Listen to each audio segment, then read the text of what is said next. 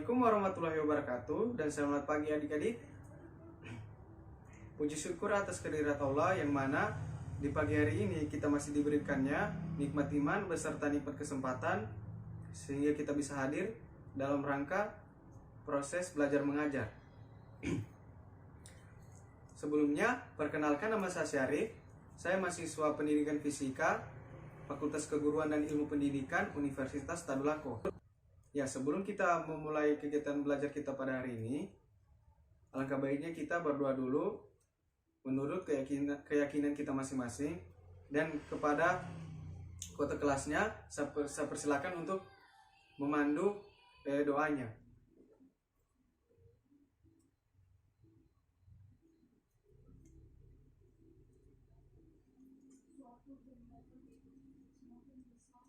Berdoa selesai. Ya baik, dan jangan lupa adik-adik semua untuk mengisi absen yang sudah diedarkan ya. Baik, tujuan pembelajaran kita pada hari ini atau pada pertemuan hari ini yaitu yang pertama, menjelaskan karakteristik dari arus bolak-balik dengan benar. Yang kedua, menjelaskan tentang tegangan bolak-balik secara tepat. Yang ketiga, menyebutkan minimal 2 contoh sumber arus bolak-balik. Yang keempat, menyebutkan dengan benar perbedaan antara rangkaian resistif, kapasitif, dan induktif pada rangkaian arus bolak-balik dengan benar. Yang kelima, membandingkan diagram fasor pada rangkaian resistif, induktif, dan kapasitif dengan jelas. Ya. Dan materi pembelajaran kita pada pagi hari ini adalah tentang rangkaian arus bolak-balik. Nah, di sini saya ingin bertanya kembali ya kepada adik-adik semua, apakah masih ingat tentang materi kita minggu kemarin tentang arus searah?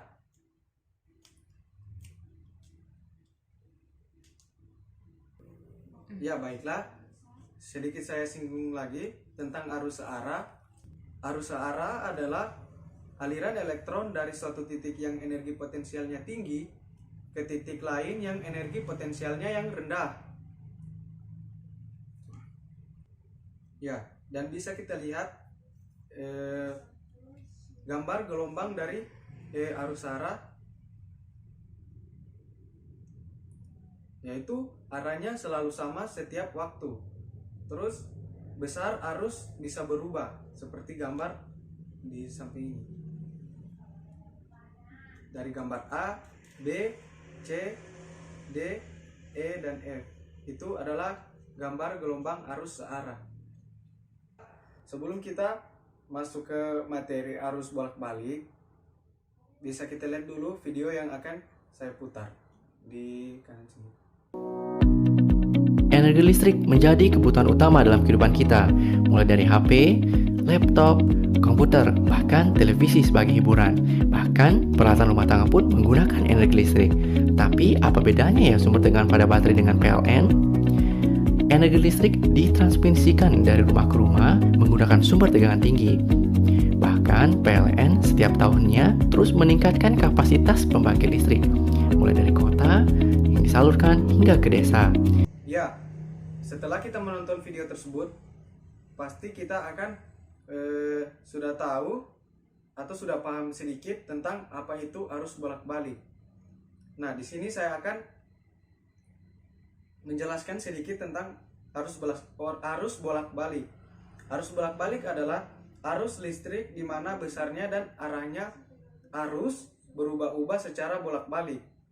Ya, bisa kita lihat gambar di samping ini tentang arus bolak-balik, yaitu arah arus berubah secara bergantian. Nah, di sini saya jelaskan sedikit tentang gambar yang pertama. Ini yang pertama, yaitu gambar arus bolak-balik itu gini. Kayak gambar gelombang. Contohnya itu kayak gambar gelombang. Dan gambar arah gelombang itu disebut juga dengan gelombang sinusoidal. Begitu, itu sinusoidal. Nah, maka di situ persamaannya V sama dengan V max sin omega T dan I sama dengan I max sin omega T. Ya, selanjutnya sudut fase dan beda fase. Persamaannya itu V sama dengan V max sin omega T dan I sama dengan I max sin dalam kurung omega T tambah 90 derajat. Dan bisa kita lihat grafiknya ya di kanan sini. Di situ jelaskan grafik arus dan tegangan sebagai fungsi waktu dengan beda fase 90 derajat. Ya, selanjutnya kita masuk di latihan soal tentang arus bolak-balik, latihan soal pertama. Di sini bisa dilihat soalnya di kanan. Di sini, dalam suatu rangkaian arus bolak-balik, persamaan antara arus dan tegangan dinyatakan dalam persamaan I sama dengan I max sin omega T dan V sama dengan V max sin dalam kurung omega T kurang 45 derajat. Yang ditanya itu adalah jelaskan apa arti dari pernyataan tersebut, pernyataan itu. Sehingga di sini kita bisa jelaskan, yaitu pernyataan yang dimaksud dengan pernyataan di atas itu adalah dalam rangkaian tersebut berlaku bahwa arus mendahului tegangan dengan beda fase 45 derajat. Ya, di sini sudah jelas ya. Kita lanjutkan. Diagram fasor adalah menyatakan suatu besaran yang nilainya berubah secara kontinu. Dinyatakan dengan suatu vektor yang nilainya tetap berputar berlawanan arah dengan putaran arah jarum jam. Dengan persamaan V sama dengan Vm sin omega T dan I sama dengan Im dalam kurung sin omega T tambah Pi. Bisa kita lihat di gambarnya. Ya, selanjutnya nilai efektif dan arus AC atau alternatif current. Untuk menghitung nilai efektif dari arus bolak-balik atau arus AC adalah V sama dengan V max per akar 2 sama dengan 0,701 V max dan I sama dengan I max per 2 sama dengan 0,707 I max, di mana V sama dengan tegangan efektif, I sama dengan kuat arus efektif, V max sama dengan tegangan maksimum, dan I max sama dengan kuat arus maksimum. Bisa kita lihat gambar itu. Ya, untuk selanjutnya di sini kita perlu pahami tentang rangkaian arus bolak-balik. Bisa kita lihat gambarnya. Yang A itu adalah gambar tegangan, sumber tegangan atau V. Yang gambar B itu adalah rangkaian hambatan atau resistor. Dan yang C adalah gambar rangkaian untuk induktor. Dan D adalah gambar rangkaian kapasitor. Ya, di sini dijelaskan yang pertama itu rangkaian hambatan dalam arus bolak-balik. Itu gambarnya untuk penjelasan gambar yang B. Yang kedua, rangkaian induktor dalam arus bolak-balik. Itu gambar C. Dan yang ketiga, rangkaian kapasitor dalam arus bolak-balik. Seperti gambar D. Ya, selanjutnya untuk membahasnya lebih jelas. Yang pertama, rangkaian hambatan dalam arus bolak-balik. Rangkaian hambatan atau resistor dalam arus bolak-balik atau AC atau disebut juga alternating current berfungsi sebagai pembatas arus listrik yang masuk atau menurunkan potensial listrik dalam rangkaian sehingga antara arus dan tegangan pada hambatan tersebut dengan arus dan tegangan pada sumber tidak mengalami perubahan fase, yang artinya arus dan tegangan pada hambatan atau resistor adalah sefase. yang dapat digambarkan sebagai berikut. Bisa kita lihat gambarnya ya. Gambar A, B, dan C.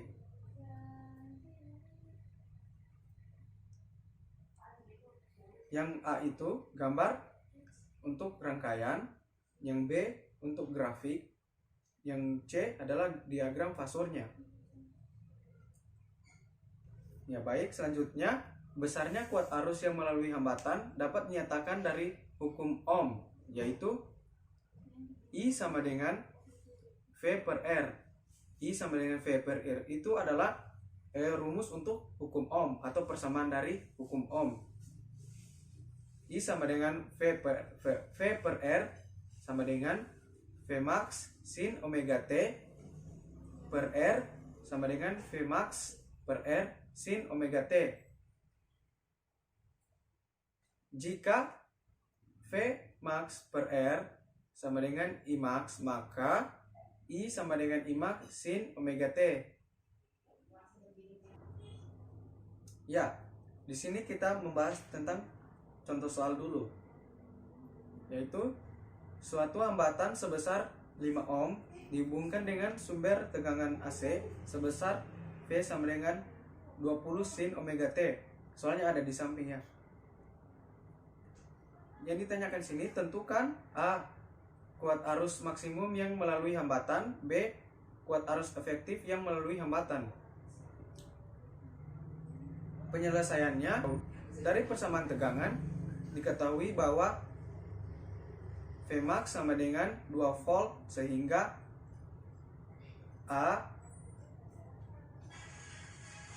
untuk mencari A nya itu kita pakai rumus Imax sama dengan Vmax per R, yaitu 4 ampere. Untuk mencari yang bagian B nya kita pakai rumus I sama dengan 0,707 Imax sama dengan 0,707 kali 4 sama dengan 2,828 ampere. Yang kedua, rangkaian induktor dalam arus bolak-balik. Bisa kita lihat gambarnya, gambar rangkaiannya. Karena VL sama dengan L DI per DT, maka VL sama dengan VM sin omega T. Ya, dan untuk selanjutnya itu bisa kita lihat gambar dari rangkaian kapasitor dalam arus bolak-balik. Itu gambarnya. Yang pertama ini. Dan ini grafiknya. Ya, baik. Untuk kesimpulan pembelajaran kita pada pagi hari ini, yang pertama itu karakteristik arus AC atau arus bolak-balik. Yang pertama itu nilai arus listriknya selalu berubah-ubah atau tidak konstan terhadap waktu. Yang kedua, polaritasnya selalu berubah-ubah pada masing-masing terminalnya. Dan yang ketiga, bentuk gelombang dari arus bolak-balik atau alternating current adalah gelombang sinusoidal. Itu satu bukit satu lembah.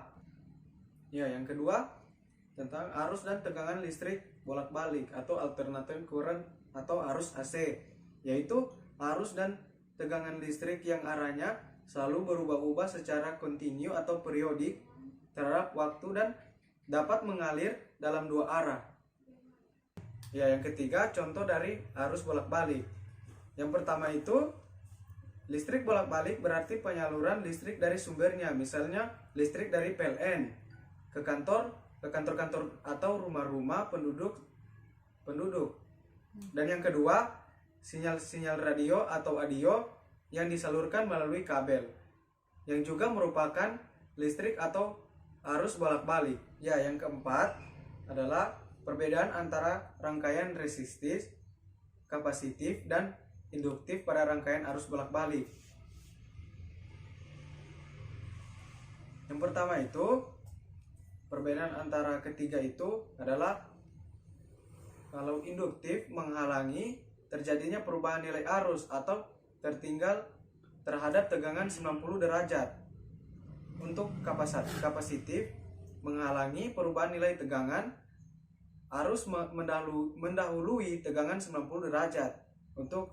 Untuk rangkaian resistif, yaitu beban linier, ini hanya mengkonsumsi daya aktif dan memiliki faktor daya sama dengan 1 atau satu fasa dengan tegangan. Ya, itulah materi kita pada pagi hari ini.